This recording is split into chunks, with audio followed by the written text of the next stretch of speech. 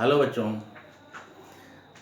जैसा कि सभी प्रमेय को आप लोग को पढ़ा दिया गया है, हम एक्सरसाइज एनसीईआरटी कक्षा 10 6.2 को हल करेंगे। NCERT 6.2 class 10।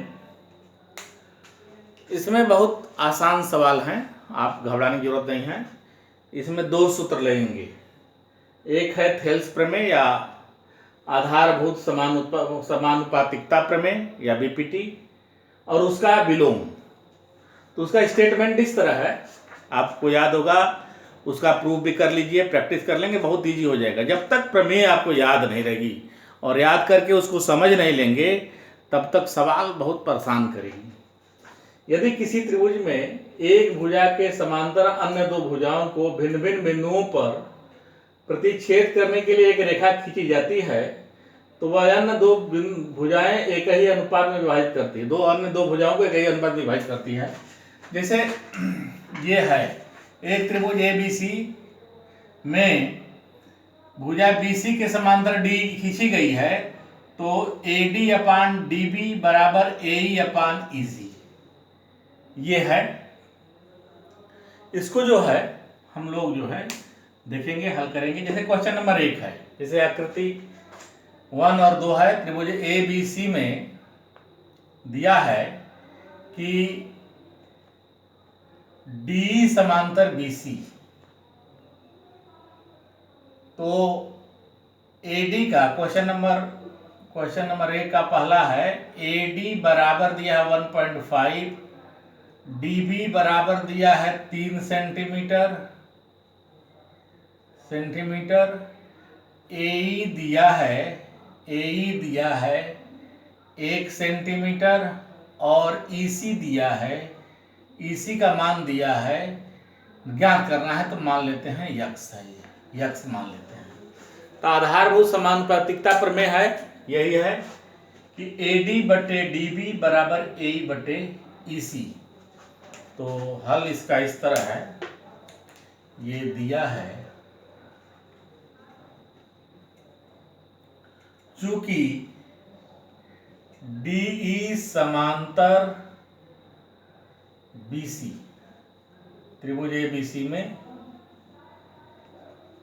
तो AD बटे DB बराबर AE बटे EC मान रख दें। AD का मान यहाँ मान रख दीजिए 1.5 बटे DB का मान 3 है, बराबर 1 बटे मान लेते हैं ये यक्स है। यक्स का मान निकाल लीजिए, ये 2 बार कटेगा तो यक्स बराबर 2 सेंटीमीटर। यक्स का मान हो जाएगा, इसका मान हो जाएगा 2 सेंटीमीटर।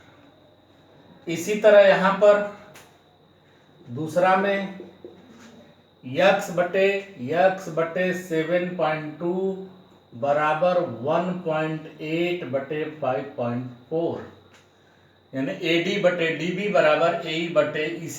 तो इसका मान हो जाएगा 18 3 54, यक्स बराबर 7.2 बटे 3, तो 24 3 72, 2.4 सेंटीमीटर। इस तरह इसका मान आ गया 2.4 सेंटीमीटर। इस तरह जो है। अब आते हैं हम लोग अगला सवाल करते हैं, अगला सवाल हल करते हैं। ये क्वेश्चन है, तीसरा क्वेश्चन है। तीसरा है कि ये आकृति दी गई है में यदि LM समांतर CB, LM समांतर CB ये इसके समांतर है, और LN समांतर CD, तो सिद्ध करना है AM बटे AB बराबर AN बटे ADN। तो हल इसका होगा, ये चित्र बनेगा, दिया है आधारभूत समानुपातिकता प्रमेय से त्रिभुज ABC में ए बी सी में देखिए यह है, यदि किसी त्रिभुज के एक भुजा के समांतर, इस भुजा के बीसी के समांतर CD खींचा गया है, तो यहां दिया है LM समांतर CB। देखिए ABC में LM समांतर CB यहां से ये दिया है।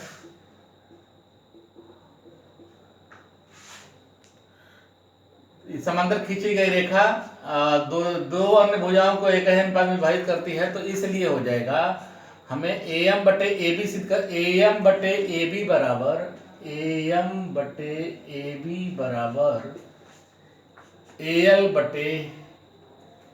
AL बटे AC।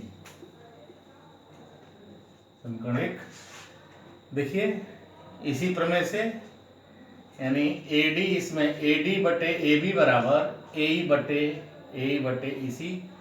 बटे AC, ये वाला यहाँ से उपप्रमेय से आधार भूत समानुपातिक, इसको लेते हैं BPT लेमा से या उपप्रमेय से। ये लेमा है, ये दो उपप्रमेय हैं, ये तीनों प्रूफ किया गया है। ये वीडियो आप देख लीजिए, पहले वीडियो या दूसरे वीडियो में सब सिद्ध किया गया है। तो अब इसी तरह अब इस त्रिभुज में देखिए ADC में LN समांतर CD, LN समांतर CD, तो AN बटे AD बराबर AL बटे AC। समीकरण 1-2 देखिए, इसके राइट साइड जो है बराबर है L बटे AC, तो राइट बराबर है तो लेफ्ट बराबर हो जाएंगे, इसलिए AM बटे समीकरण 1 एवं 2 से AM बटे AB बराबर AN बटे में AD, हेंस प्रूव्ड। इति सिद्धम, ये सिद्ध हो गया। आइए हम लोग अगला सवाल करते हैं। एक सवाल और कर, छठा क्वेश्चन है कि आकृति में क्रमशः OP, OQ तथा OR पर क्रम स्थित बिंदु ABC इस प्रकार है कि AB समांतर PQ, AB समांतर PQ, AC समांतर PR, तो सिद्ध करना है BC समांतर, तो दिया है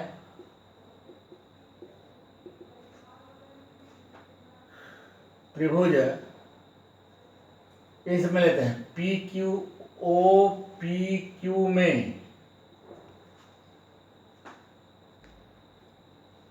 हल क्या है, OPQ में AB समांतर PQ, देखिए AB समांतर PQ, त्रिभुज OPQ में AB समांतर PQ, तो इस प्रमेय का प्रयोग कर देते हैं। इस आधार पर इसका मतलब हो जाएगा कि हम लिख सकते हैं OA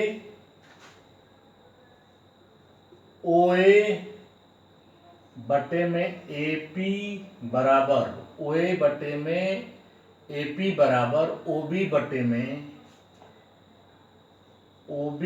में BQ। समीकरण नंबर 1 देखिए, समांतर है, थेल्स प्रमेय का प्रयोग है, यानी OA बटे में OP लिख सकते, OA बटे, अगर इसका हम लगाते हैं OA बटे में OA बटे में OP बराबर OB बटे में OQ, इस तरह लगा देते हैं। अब त्रिभुज इसमें ले लेते हैं OPR में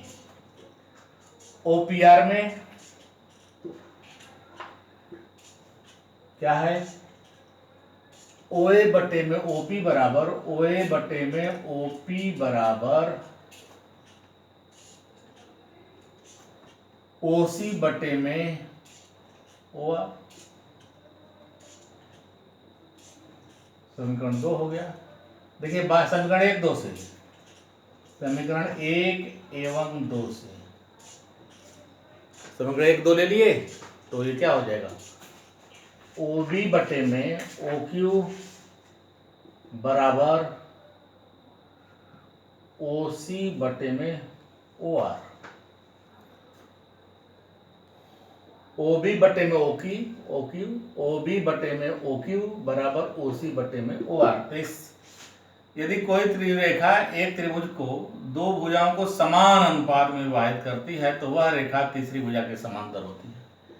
तो बीपीटी विलोम से, इसलिए बीपीटी विलोम प्रमेय से क्या हो जाएगा, तीसरी भुजा के समान में अगर अनुपात में है, यदि ये रूल लागू हो रहा है, हम इसमें से कोई भी रूल ले लेंगे तो ये जो है समान अनुपात में समांतर हो जाएंगी। इसलिए BC समांतर QR।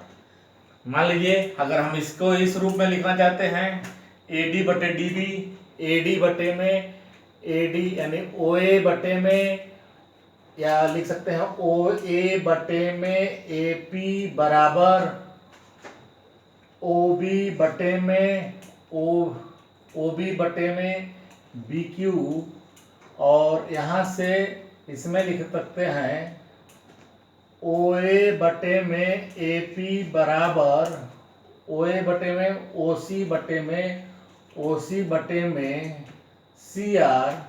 तो ये देखिए दोनों बराबर हो गए, यानी OB बटे में, इसलिए OB बटे में BQ बराबर OC बटे में CR। तो ये रूल लागू हो जाएगा। और जब ये दिया है, ये दिया है तो समानुपातिक हो जाएंगे, ये समांतर हो जाएंगे, यानी यह है तो समांतर होंगी, यानी यह नियम लागू है तो ये होगा और यह लागू है तो ये होगा। ये सारे क्वेश्चन में इसी तरह कर सकते हैं। इसी तरह ये है हेंस रूट। आइए हम लोग अगला क्वेश्चन हल करते हैं। 7वां प्रश्न है कि प्रमेय 1 का प्रयोग, प्रमेय 1 यही है, आधारभूत समानुपातिकता प्रमेय का प्रयोग करते हुए सिद्ध कीजिए कि एक त्रिभुज की एक भुजा के मध्य बिंदु से होकर दूसरी भुजा के समांतर खींची गई रेखा तीसरी भुजा को समद्विभाजित करती है। यानी एक भुजा दिया है त्रिभुज ABC में, एक भुजा AB का मध्य बिंदु D है, AB का मध्य बिंदु D है, अगर मध्य बिंदु का मतलब यह लाइन इस लाइन के बराबर है, तो और D समांतर BC, तो सिद्ध करना है E जो है, सिद्ध करना अर्थात EAC का बिंदु EAC का मध्य बिंदु। सभी प्रमेय एक ही तरह, सभी क्वेश्चन जो दिया गया है, बस ये इस प्रमेय में, इस प्रश्नावली में सारे प्रश्नों में यही 2 प्रमेय लगा देंगे, आपके सारे प्रश्न हल हो जाएंगे। अब 7वां क्वेश्चन हो, 8वां हो, 9वां हो, 10वां हो, सब यही है। बस इसका ध्यान से, बस समांतर है तो समानुपातिक होगी, समानुपातिक है तो समांतर होंगी, यही है क्वेश्चन। अब इसका उत्पत्ति जो है प्रूफ ले लेते हैं। देखिए त्रिभुज ABC में D समांतर BC, देखिए D समांतर BC, इसलिए AD बटे DB बराबर AE बटे EC। प्रमेय 1 से देखिए यहाँ पर प्रमेय का प्रयोग किए हैं, यह है BPT से, BPT जो है आधारभूत समानुपातिकता प्रमेय। परंतु यहाँ दिया है परंतु AD बराबर DB, तो जहां DB है वहां पर हम AD लिख दे रहे हैं, परंतु ये हो जाएगा AD बराबर DB। तो मान रख देंगे, मान रखने पर समीकरण 1 में मान रखने पर, समीकरण 1 में मान रखने पर रख द मान, AD बटे AD बराबर AE बटे EC। ये हो जाएगा, ये देखिए एक बार में कट जाएगा, तो AE बराबर EC उत्तर आ गया, अर्थात बिंदु E AC का, भुजा AC का मध्य बिंदु है। इसी तरह सेम क्वेश्चन नंबर 8 है, आइए देखते हैं। क्वेश्चन ये है 8वां क्वेश्चन, प्रमेय 2 का प्रयोग करते हुए सिद्ध कीजिए कि एक त्रिभुज की किन्हीं दो भुजाओं के मध्य बिंदुओं को मिलाने वाली रेखा तीसरी भुजा के समांतर होती है। तो दिया है त्रिभुज ABC में भुजा AB का मध्य बिंदु D है और AC का मध्य बिंदु E है, तो सिद्ध करना है कि D समांतर BC। तो इसका प्रूफ में ये है जो है कि त्रिभुज ABC में DAB का मध्य बिंदु है, DAB का बिंदु DAB का मध्य बिंदु है। मध्य बिंदु का मतलब यह भुजा इस भुजा के बराबर हो जाएगी, इसलिए AD बराबर दिया है DB हो गया। पक्षांश भाग दे देते हैं इधर से, तो AD बटे DB बराबर हो जाएगा 1। भाग दे देंगे दोनों पक्षों में, DB का भाग देंगे तो यहाँ 1 आ जाएगा, समीकरण नंबर 1 है। तथा भुजा AC का मध्य बिंदु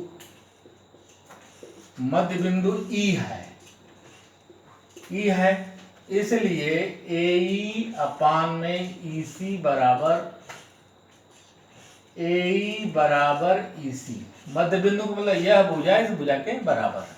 भाग दे देते हैं, AE बटे में EC बराबर 1 हो जाएगा। ये समीकरण 2 देखिए, दोनों का राइट साइड बराबर हो गया, तो दोनों का राइट साइड बराबर हो गया, तो समीकरण 1 एवं 2 से क्या हो जाएगा, AD बटे में DB बराबर AE बटे में EC।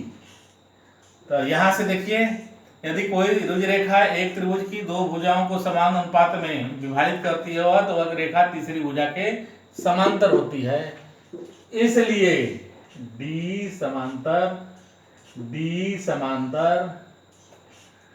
समांतर हो जाएगा BC। BP T विलोम प्रमेय से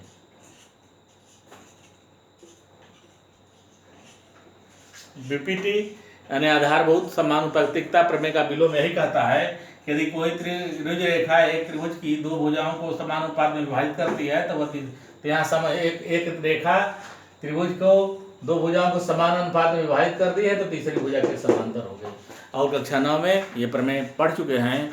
त्रिभुज में दो भुजाओं के मध्य बिंदुओं को मिलाने वाली रेखा तीसरी भुजा के समांतर और लंबाई में आधी होती है। उसी प्रमेय को 2 भाग में क्वेश्चन नंबर 7 और 8 में करके सिद्ध किया गया है। बहुत ईजी प्रमेय है।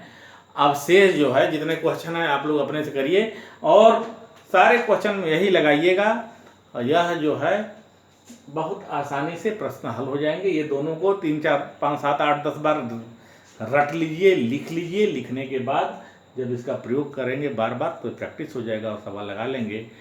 शेष आप लोग करिएगा। जब नहीं आएगा तो कमेंट बॉक्स में कमेंट लिखिएगा तो मैं बताऊंगा।